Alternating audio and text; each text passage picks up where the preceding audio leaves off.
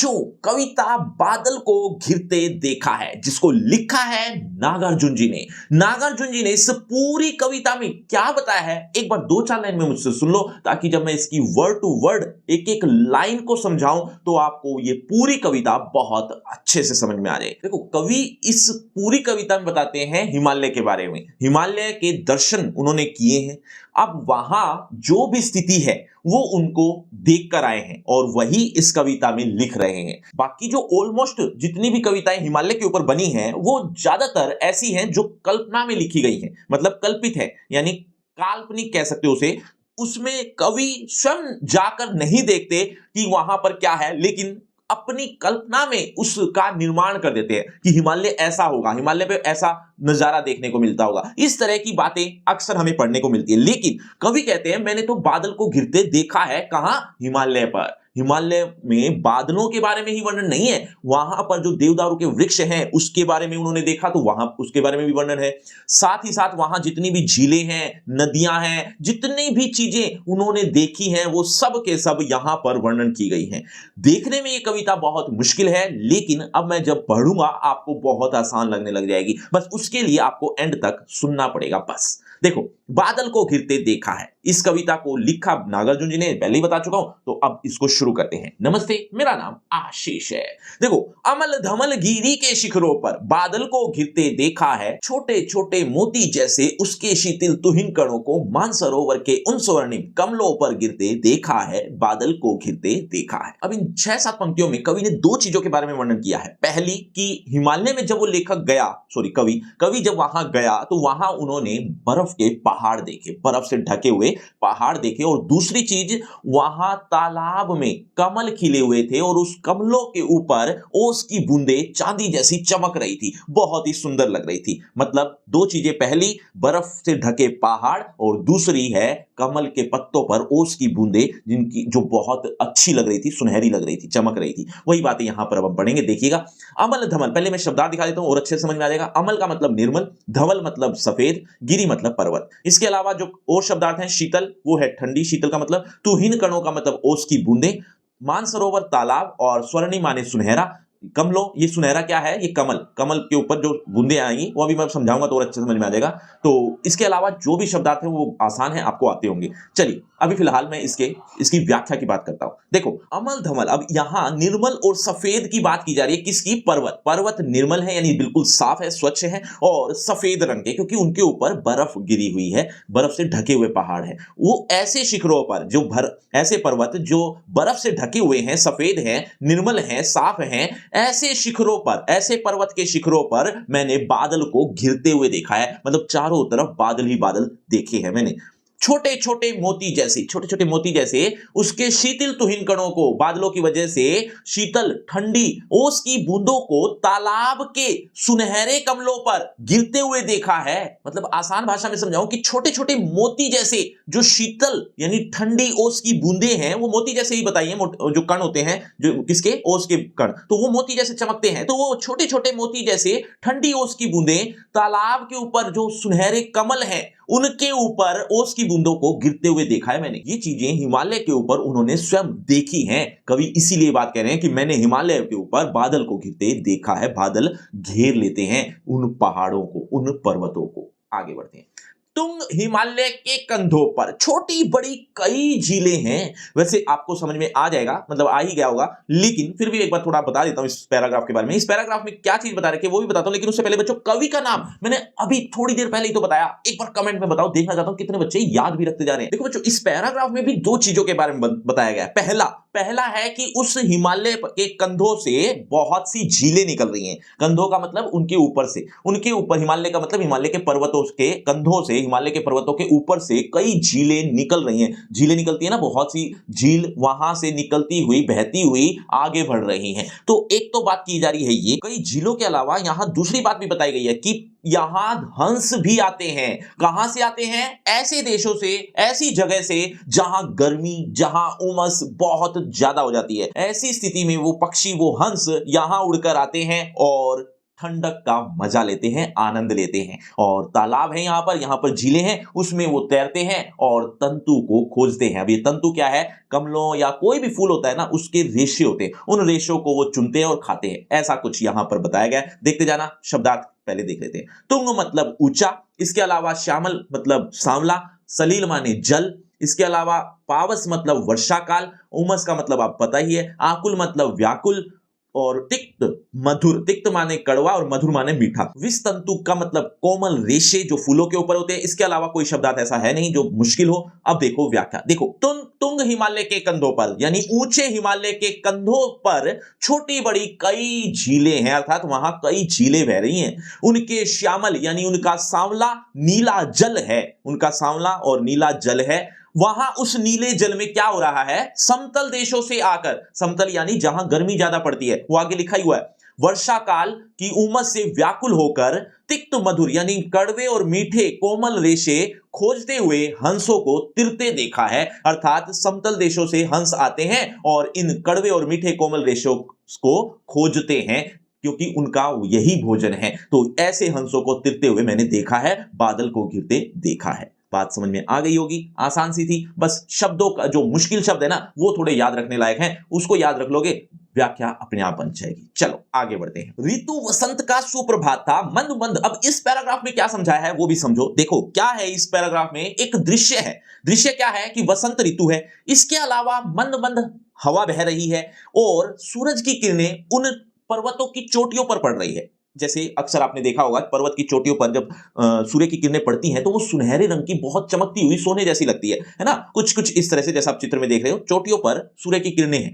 अब ऐसे दृश्य को उन्होंने देखा और वहीं पर ही एक चकवा और चकई, ये जो लिखा हुआ है ना, चकवा और चकई, इस नाम के पक्षी हैं। वो पक्षियों को एक तरह का श्राप मिला हुआ है। ऐसा माना जाता है कि उनको श्राप मिला हुआ है। किस तरह का श्राप? कि वो सारी रात एक दूसरे से अलग रहते हैं, दिन में आकर मिलते हैं, रात को वो नहीं मिल सकते। इसीलिए जब वो दिन में आकर मिलते हैं तो वो बड़े खुश हो जाते हैं, बड़े आनंद में महसूस करते हैं और एक दूसरे से प्रेम भरा जो झगड़ा है वो करने लग जाते हैं। और ये दृश्य कवि ने अपनी आंखों से देखा है। इस पैराग्राफ में यही बता रखा है और कुछ नहीं है, सिंपल सी है। शब्दार्थ देख लो, समझ में आ जाएगा। देखो, सुप्रभात यानी सुंदर सवेरा, अनिल माने हवा, बालारुण मतलब नवोदित सूर्य, नवोदित का मतलब नया नया उगा हुआ ऐसा सूर्य, मतलब सुबह का जो सूर्य है वो बालारुण सूर्य होता है।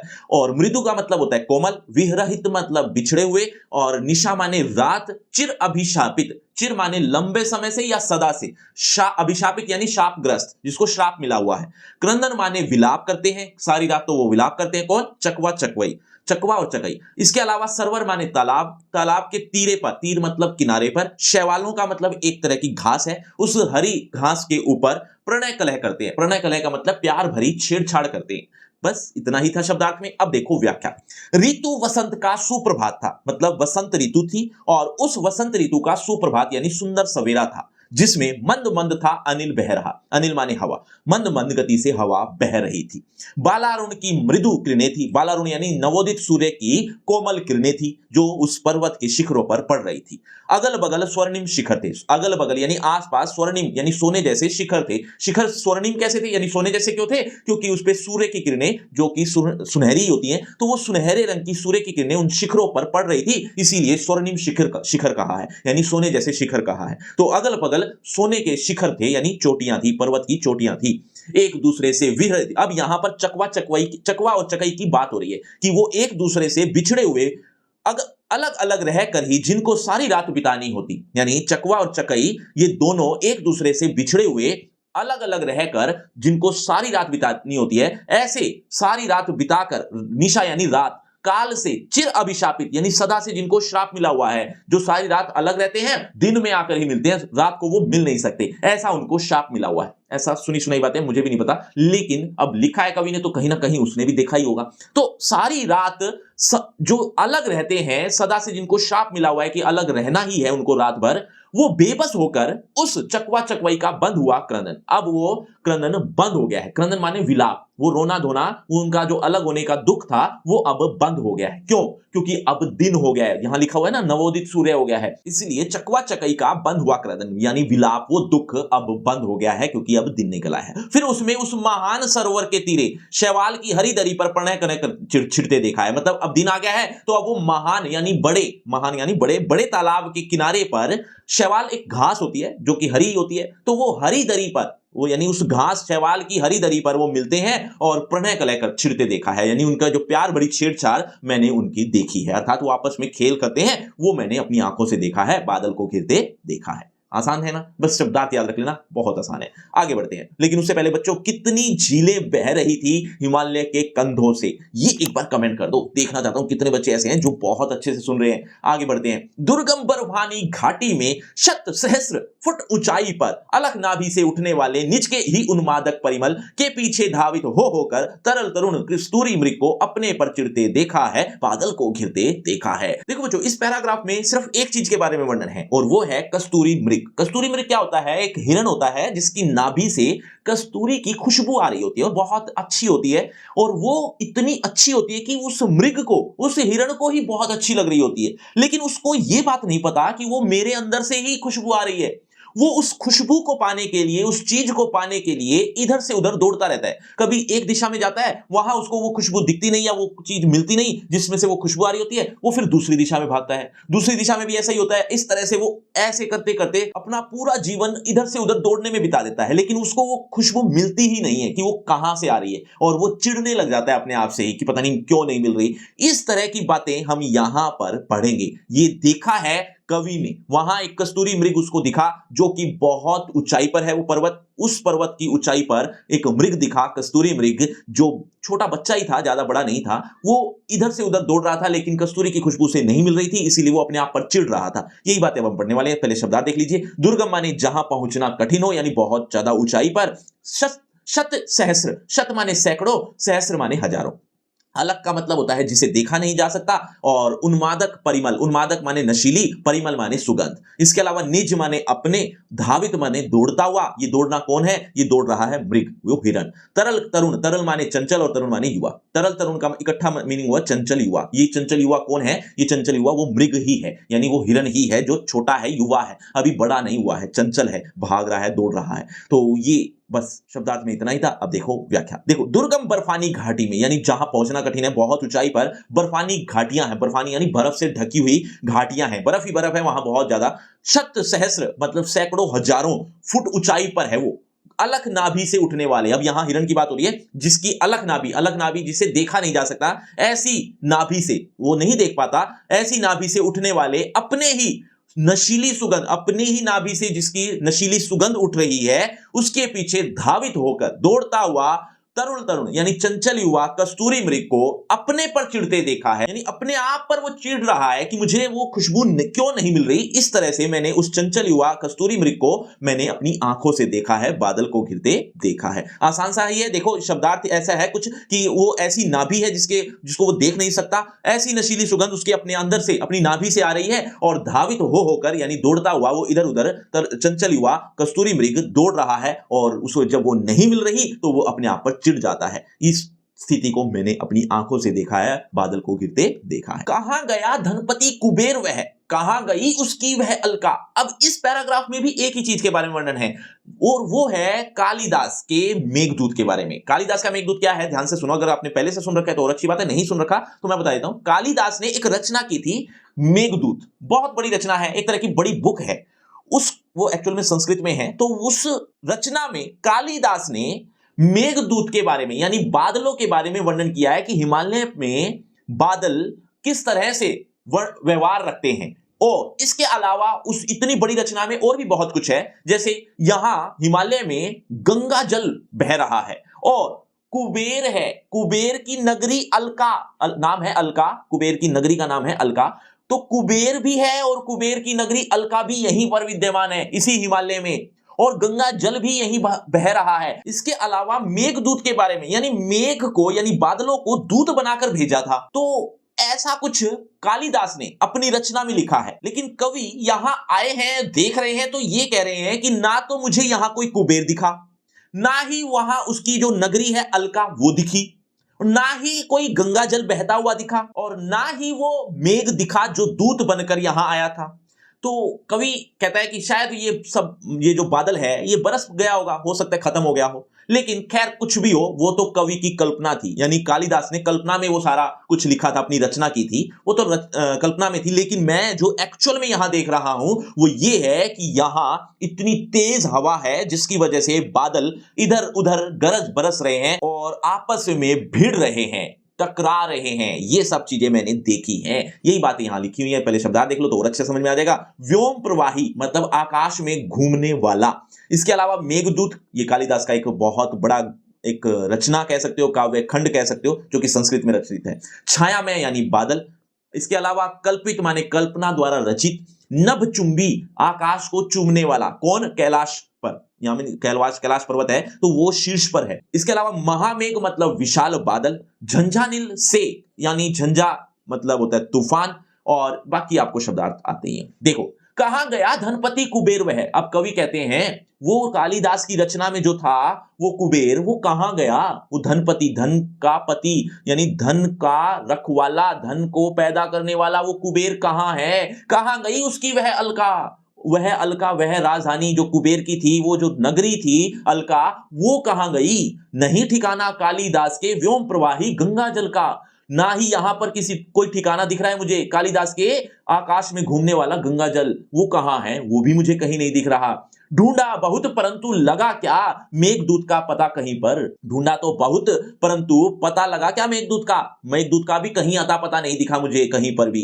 कौन बताए वह छाया में, कौन बताएगा मुझे वो छाया में, यानी वो जो बादल था बरस पड़ा होगा ना यहीं पर, शायद यहीं पर ही बरस गया होगा, ये मुझे कौन बताए। जाने दो मतलब छोड़ो, वह कवि कल्पित था। मतलब वे जो मेघदूत रचना थी ना वो कवि कल्पित थी, यानी कवि की कल्पना ही थी, उस कल्पना में ही उसने रचा था। पर मैंने तो भीषण जाड़ों में, भीषण सर्दी में नभचुंबी आकाश को चूमने वाला कैलाश पर्वत पर महामेघ विशाल बादल तूफान से गरज गरज भिड़ते देखा है। गरज गरज कर भिड़ते हुए टकराते हुए देखा है। समझ में आ गया? यहां दो चीजें थी वैसे, कि पहला तो कालिदास की कल्पना में जो थी वो मुझे दिखी नहीं, लेकिन जो मुझे दिखी वो ये थी कि सर्दी के समय था, आकाश को चूमने वाला कैलाश पर्वत, बड़े बड़े बादल आपस में तूफान की वजह से यानी बहुत तेज हवा के कारण गरज गरज कर भिड़ते हुए मैंने यहां देखा है। मुझे ये सब चीजें नहीं दिखी। बस चलो, अब आगे जो बताया गया है वो भी बताऊंगा, लेकिन उससे पहले बच्चों निज का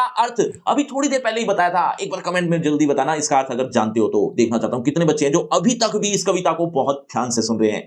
आगे देखते हैं। शत शत निर्झर निर्झरी कल मुख। अब इस पूरे पैराग्राफ में, यानी इतना बड़ा पैराग्राफ है, इसमें क्या बता रखा है वो भी ध्यान से सुनो। कवि इसमें किन्नर किन्नरियों की बात करता है। अब ये किन्नर किन्नरी कौन है? ये वो नहीं है जिसको आप थर्ड जेंडर के नाम से जानते हैं, नहीं, ये देव जाति है जो अक्सर हिमालयों पर, ऐसी जाति जो हिमालयों पर पाई जाती है। ये ऐसे लोग हैं जो हिमालयों पर अपना जीवन व्यतीत कर रहे हैं, तो ऐसी जाति देखने को मिलती है। लेकिन यहां इस जाति के बारे में या इन किन्नर किन्नरियों के बारे में यह बताया गया है कि उनकी वेशभूषा कैसी है और वो कर क्या रहे हैं यहां पर। एक तो वो झोपड़ी में है, ठीक है, उनकी झोपड़ियों में वो बैठे हुए हैं। वो बैठे हुए क्या कर रहे हैं वो सारी बातें ध्यान से सुनना।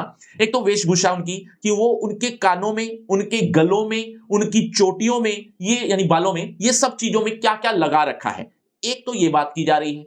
दूसरी कि वो कर क्या रहे हैं, वो अंगूर की शराब पी रहे हैं और पीते हुए मधुर बंसुरी बजा रहे हैं, वंशी जिसे कहते हैं वो बजा रहे हैं। ये स्थिति आपने जो मुझसे सुनी ये तो आसान शब्दों में थी।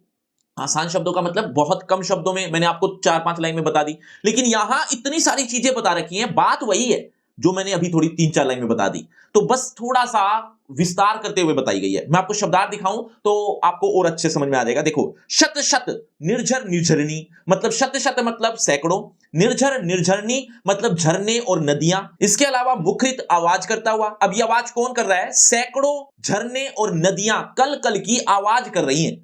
देवदारू कानन में, कहां कर रही हैं? देवदारू के जंगल में। कानन मतलब जंगल, देवदारू वृक्ष के नाम है। तो जहां ऐसे जंगल, जहां देवदारू के वृक्ष ही वृक्ष हैं, ऐसे जंगल में सैकड़ों झरने, नदियां कल कल की आवाज कर रही हैं। ये दो लाइन समझ में आ गई। आगे बढ़ते हैं। शोणित, अब यहां पर किन्नर किन्नरियों की बात आ जाएगी, देखना। शोणित मतलब लाल, स्वच्छ, ध्वल माने स्वच्छ, भोजपत्रों से छाई हुई कुटी है यानी झोपड़ी है। उसके भीतर क्या हो रहा है? रंग बिरंगे और सुगंधित फूलों से, रंग बिरंगे और सुगंधित फूलों से कुंतल को साजे हुए हैं। कुंतल यानी बालों को सजाए हुए हैं। एक बार फिर से बोल देता हूं, क्या कि लाल स्वच्छ भोजपत्रों से कुटिया बनी हुई है, झोपड़ी बनी हुई है, जिसके भीतर रंग बिरंगे और सुगंधित फूलों, जो रंग बिरंगे फूल हैं, सुगंधित फूल हैं, उससे बालों को सजाया हुआ है। ठीक है, साजे तक मतलब सजाया हुआ है। यहां तक समझ में आ गया होगा। अब माला की बात करें, गले में माला डाल रखी है। कैसी माला है? नीलम रत्न की। इंद्रनील का मतलब नीले रत्न की माला उन्होंने डाल रखी है। शंख सरीखे, शंख का मतलब आप जानते हैं, सरीखे माने समान, शंखों के समान सुघड़ गलों में, सुघड़ यानी सुंदर, गलों में मतलब ये गला, इस गलों में नीलम रत्न की माला डाल रखी है। ये दो लाइन में यहां ये बता रखा है कि उन्होंने गले में क्या डाल रखा है। अब कानों के बारे में, कि कानों में उन्होंने क्या कर रखा है वो एक लाइन में बता रखा है, और बालों की चोटी में क्या कर रखा है वो अगली लाइन में है। पहले कानों के बारे में, कानों में कुवल्ले लटकाए हुए हैं, कानों में उन्होंने नील कमल लटकाए हुए हैं। इसके अलावा शतदल यानी कमल जो कि लाल हैं, लाल कमल से बालों की चोटी सजा रखी है। बालों की चोटियों में उन्होंने कमल लटका रखे हैं। शतदल होते हैं वैसे कमल की डंडी, तो कमल की डंडियों से उन्होंने बालों की चोटी सजा रखी है। इसके अलावा रचत, अब यहां रजत रचित मणि खचित कला में, ये जो दो लाइनें हैं ना, इन दो लाइनों में हम पढ़ेंगे एक पात्र के बारे में, एक बर्तन के बारे में। उस बर्तन में अंगूर की शराब है, वो आगे आएगा, लेकिन पहले बर्तन के बारे में बात करेंगे कि बर्तन कितना सुंदर है। बर्तन कैसा है? चांदी से बना हुआ, रजत रचित, रजत रचित का मतलब चांदी से बनी, मणि खचित मणियों से युक्त, मतलब उस बर्तन में मणि लगा रखे हैं। एक तो चांदी से बना हुआ है और मणियों से युक्त है। कला में सुंदर कारीगरी वाला है। समझ में आ गया? ये बर्तन की बात हो रही है। पान पात्र, ये पात्र माने बर्तन। दक्षरास्व, अंगूर की शराब पूरित, भरा हुआ है, पूरित माने भरा हुआ या पूरा हुआ है। तो दक्षरास्व का मतलब अंगूर की शराब, उस पात्र में जो कि चांदी से बना हुआ है, मणियों से युक्त है और सुंदर कारीगरी वाला है। ऐसे बर्तन में, ऐसे पात्र में अंगूर की शराब पूरित है, भरी हुई है। रखे सामने अपने अपने, अब उन्होंने अपने सामने रखा हुआ है। कौन? वो बर्तन। लेकिन ये बर्तन किसके ऊपर रखा हुआ है? त्रिपति पर। त्रिपति यानी तिपाई पर, एक तरह का स्टूल है।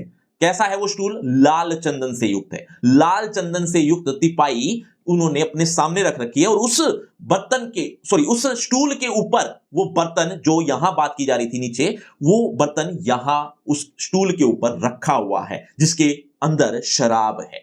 ठीक है, आगे बढ़ते हैं। नरम निदाग बाल कस्तूरी। अब वो जो किन्नर किन्नरी हैं वो बैठे कहां हैं? वो लोग बैठे कहां हुए हैं? वो दरअसल हिरण की छाल पर बैठे हुए हैं। हिरण की खाल होती है ना, उसका वो नरम नरम बिस्तर सा कह लो या एक आसन कह लो, उस नरम खाल पर वो बैठे हुए पालथी मारे हुए हैं। आलती पालथी मारे हुए वो अपनी आंखें नशे में लाल कर चुके हैं। ऐसे मस्त किन्नर किन्नरियों को अपनी बंसुरी बजाते हुए, अपनी कोमल हाथों से वो बंसुरी बजा रहे हैं, वंशी बजा रहे हैं। ऐसा उन्होंने देखा है। किसने? कवि ने। यही बात लिखी हुई है, देखो। नरम निदाग, नरम निदाग माने सुंदर, बाल कस्तूरी, बाल कस्तूरी यानी छोटा कस्तूरी जो मृग होता है ना, उसकी मृग छाल यानी हिरण की खाल पर पालथी मारे हुए मदिरारूढ़, मदिरारूढ़ का मतलब है नशे में लाल आंखों वाले, उन मस्त, उन्मद माने मस्त किन्नर किन्नरियों की कोमल मनोरम अंगुलियों को वंशी पर फिरते देखा है, यानी बंसुरी बजाते हुए देखा है, बादल को घिरते देखा है। अब एक बार पूरा पैराग्राफ, जो कि थोड़ा आपको मुश्किल लगा हो, वैसे तो आसान बना दिया आपके लिए, लेकिन थोड़ा मुश्किल लगा हो, तो एक बार क्विक रिवीजन करवा देता हूं इस पैराग्राफ की। क्या आप लिखोगे इसकी व्याख्या? कि सैकड़ों झरने, नदियां कल कल की आवाज करती हुई बह रही हैं। कहां कर रही हैं? कहां बह रही हैं? वो आवाज कहां कर रही हैं? देवदारू के जंगल में। ठीक है, और उसी जगह पर लाल स्वच्छ भोजपत्रों, यानी भोजपत्र का मतलब एक तरह के पत्ते, ऐसे पत्तों की कुटिया यानी झोपड़ी बनी हुई है, और उसके भीतर क्या हो रहा है वो आगे लिखा हुआ है। किन्नर किन्नरियों ने अपने बाल सजाए हुए हैं। कैसे? रंग बिरंगे और सुगंधित फूलों से अपने बालों को साजे हुए हैं, सजाए हुए हैं। और गले की बात करें तो उन्होंने गले में गला कैसा है, शंख के समान, शंख सरीखे शंखों के समान सुघड़े सुंदर गलों में नीलम रतन, नीलम जैसे रतन के समान माला डाली हुई है, नीलम रत्नों की माला डाली हुई है। और कानों की बात करें तो कानों में नील कमल लटकाए हुए हैं।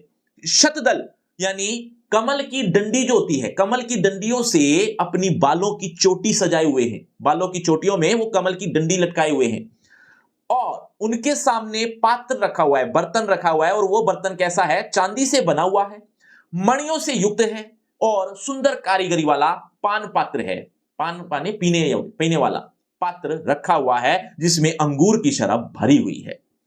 सामने रखा हुआ है, तो उन्होंने सामने रखा हुआ अपने अपने लाल चंदन की त्रिपति पर, यानी वो जो बर्तन है वो त्रिपति पर रखा हुआ है, तिपाई पर रखा हुआ है, स्टूल पर रखा हुआ है, और वो स्टूल लाल चंदन से बना हुआ है। नरम सुंदर, मतलब यहां अब बात हो रही है वो बैठे कहां हुए हैं, उनका सिंहासन कैसा है, वो नरम है, निदाग है यानी सुंदर है। और वो किससे बना हुआ है, बाल कस्तूरी, छोटे कस्तूरी मृग की छालों से बना हुआ है, खालों से बना हुआ है। और उस खाल पर, उस आसन पर वो पालथी मारे हुए नशे में लाल हो चुके हैं, उनकी आंखें नशे में लाल हो चुकी हैं।